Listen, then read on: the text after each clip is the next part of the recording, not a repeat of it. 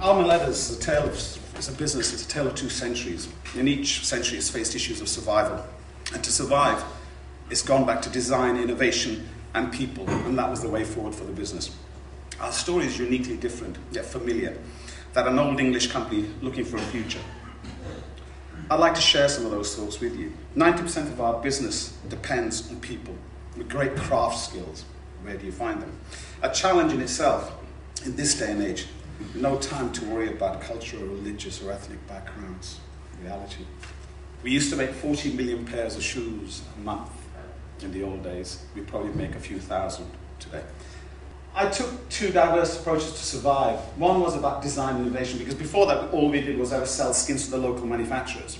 And that was still the business that we inherited, so what were we going to do about it? And the things we did to allow it to compete was, we developed a range of very high-tech, fashionable leathers that could not be copied so easily in the Far East. So the manufacturer was producing something unique and different. At the end of the 20th century, the manufacturing era was virtually over. I mean, if you actually look at the figures, I think there's about 5 guys who make jackets in the East End today when there was hundreds of them. There's about 4 or 5 companies that make handbags in the country when there was thousands.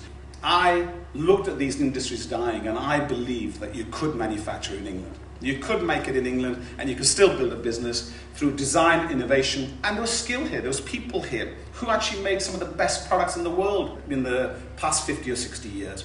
We invested in training, new workforce, teaching them new skills, but there wasn't training available, so we did it in a way, you cannot make that way, it has to be perfect, so go back and stitch it again. We've just won a project, and again I'll show you a few slides, in the Middle East, and it's an incredible project of a lifetime, my lifetime.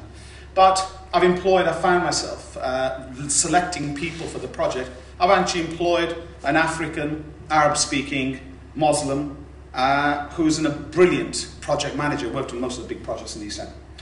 I've employed an Iranian architect.